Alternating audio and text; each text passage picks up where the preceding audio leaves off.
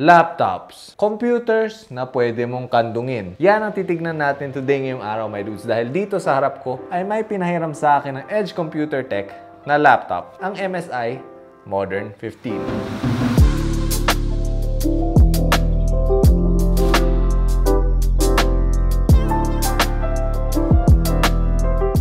Alright, so itong MSI Modern 15 ay may apat na variants ranging from 3,995 all the way to 4,995 pesos at the time of recording this video. And this specific model na nasa akin ay yung mid-range variant nila, which is worth 43,995. So kung may 44,000 pesos ka sa bulsa mo na pabigat, pwede ka bumili nito. May barya ka pa pambili ng candy or frick man, candy na lang ba pwede bilhin ng 5 pesos ngayon? Nung bata ako, parang ang dami mo pang mabibili. Pabili ka pa ng chippy, coke, yung gagamba nung kaklase mo. Makabili ka ng maliliit na parang kisses na may amoy. Tapos sabi nila nanganganak daw, pero hindi naman. Binantayan ko yun ng 1 taon, hindi nanganak. Siguro lalaki yung kisses na yun.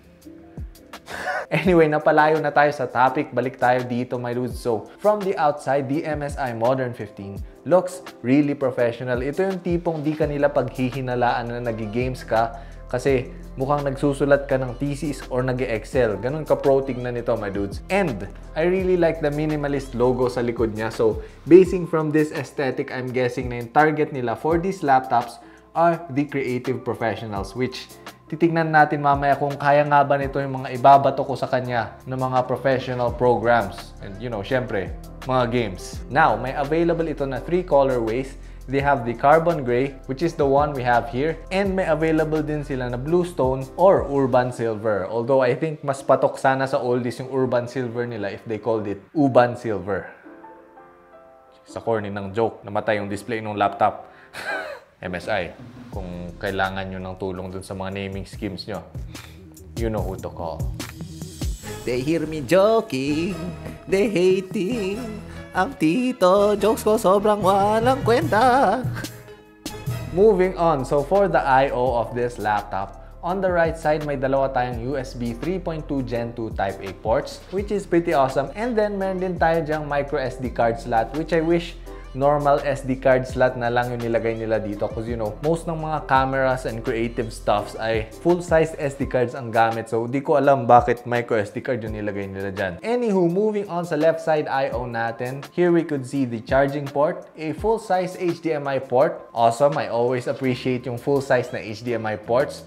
And then, sa tabi naman nun ay meron tayong USB-C Gen 2 port and another USB 3.2 Type A. And lastly, we have the mic in/headphone out combo jack. So itong jack na ito is slowly becoming an endangered species. Bihira ka na makita ng phone na may 3.5mm na headphone jack. And then sa laptops napapansin ko, unti-unti na rin nila tong inaalis. Like, why? May nakaaway ba kayo na jack yung pangalan at parang gigil na gigil kayo dyan sa audio jack na yan? Please do not remove that. Very, very useful yan. Anyway, in terms of I/O, okay na rin itong Modern 15. Although it is missing an Ethernet port. So, it would have been nice na meron tayong saksakan ng internet dyan. But, you know, may wifi na tayo, pare. Alam mo ba yung wifi pa sa BGC Stars, pre? Wanna show off my new laptop sa mga shorties, pare. May USB-C dyan, pare. Oh, shee! Wala akong naintindihan. Now, isa sa mga bagay na in-improve nila dito from the previous versions ay yung hinge nitong screen na ito. So, dati, pagbubuksan mo siya ng one finger ay sumasama yung katawan niya. But now, kahit isang daliri lang, pwede na. Also, pwede nyo itong buksan ng 180 degrees, ganyan. Di ko alam ba't nyo gagawin ito, but you know, at least pwede, pare. Okay, now pag-usapan na natin yung screen niya, my dude. So for this, we have a 15.6-inch Full HD 1920 by 1080 IPS level display. Now, huwag kayo palilin lang sa pangalan niya although it says IPS. Usually, yung mga IPS level displays ay hindi tunay na IPS. It is often a TN panel na almost same ang itsura sa IPS panels. Although, after some extensive 5-minute research on the internet, may nabasa ako na IPS panel daw yung ginamit dito. Yun lang kasi MSI cannot use the term IPS kasi apparently patented yata ito ng LG, yung term na IPS, so they just use IPS level.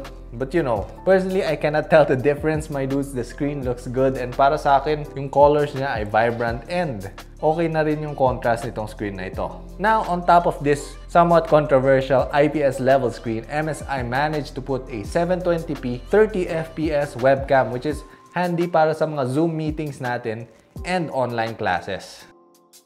Okay, my dude, so ito ginagamit na natin yung built-in webcam and microphone ng MSI Modern 15 and mukhang okay naman yung image quality, although given na gumagamit tayo ng mga studio lights and medyo maliwanag dito, pero okay na rin yung color niya and yung sharpness. So, now, bago natin silipin yung internal specs nito, my dudes, gusto ko lang pag-usapan yung 65W na charging brick nito, which is surprisingly magaan siya and maliit. So I really appreciate MSI's commitment to the portability of this laptop na pati yung charger is maliit, and I hope someday na lahat ng charger ng laptops or yung power bricks ng laptops ay ka-size na ng mga charger ng phones, kasi nakaka-hassle yung may dala kang charging brick na kasing laki ng paa mo. So I really appreciate the charger of the Modern 15.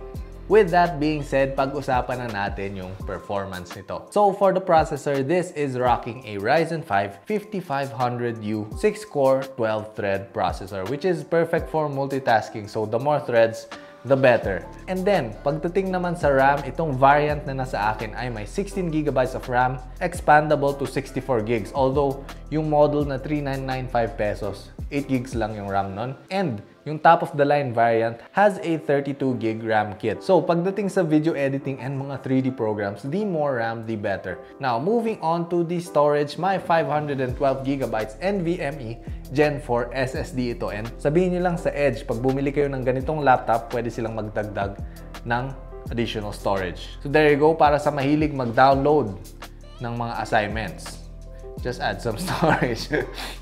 Okay, moving on sa GPU or the lack thereof. So, this laptop is using AMD Radeon integrated graphics. So, unfortunately, wala siyang discrete graphics card. So, ito yung rason kung bakit nagawa nilang napakanipis nito and napakagaan. And this is one of the reasons kung bakit maliit din yung kanyang power brick. Although, ang drawback ng walang integrated GPU ay mas mahina yung performance nito pagdating sa graphics-intensive na workloads tulad ng gaming and GPU-based 3D rendering. So upon testing, the Modern 15 can handle SketchUp pretty well, but for Enscape, which is the 3D rendering software na ginagamit ko for these sorts of videos, I'ma be honest, my dudes, medyo nag-struggle ito. So it can handle light scenes kung saan wala masyadong vegetation, mga trees and materials na nakikita, pero nung medyo mabigat na yung scene na nilagay ko, nahirapan siya mag-load. Actually, there's an instance na hindi pa nga siya nag-load at all. But you know, that is to be expected with laptops that has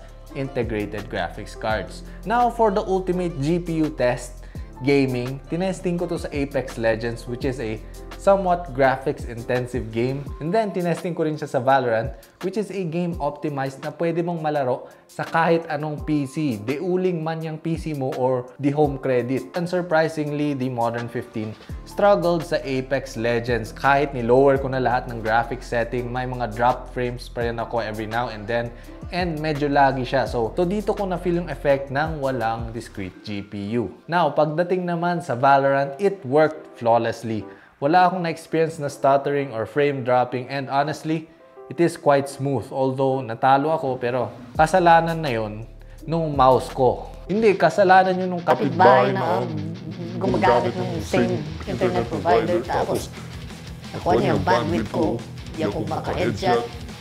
Hindi, madus, kasalanan ko na talaga yun. All in all, very smooth yung Valorant gameplay ko. And altogether, this laptop is pretty solid para sa mga students and professionals who are looking for a sleek, lightweight, and affordable laptop to do office work, 2D drawings, or light 3D works, and you know, some casual gaming. So personally, for my use case, may inedit din ako na short videos for IG stories, and for those use cases, the MSI Modern 15 handled it like a champ. Also, I almost forgot to mention, my dudes, na decent din yung battery life nito with up to 3 to 4 hours of normal use and up to 5 hours pag naka-idle siya. So kung interesado kayo dito sa MSI Modern 15, my dudes, or any other laptop, you could go visit my good friends over at Edge Computer Tech, who were brave enough na pagkatiwalaan akong pahiraman itong laptop na ito for this review. So for that, maglalagay ko ng links down in the descriptions below, my dudes. Go check them out, and also visit their online shop sa Lazada or Shopee. And para sa mga taga Baguio, may physical store din sila located at Session Road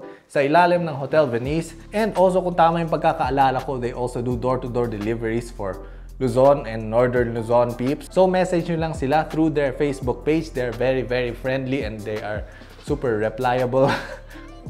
Basta mabilis sila mag-reply. Now, if you guys also mention the code POGISILIAN, bibigyan nila kayo ng free laptop cleaning kit. Although, sabi ko sa kanila na wag yun yung gamitin na code. So, just use the code MASPOGI Anyway, with that, dyan na natin tatapusin itong video, my dude. So, hanggang sa susunod na kabanata, mga bata, a flying peace!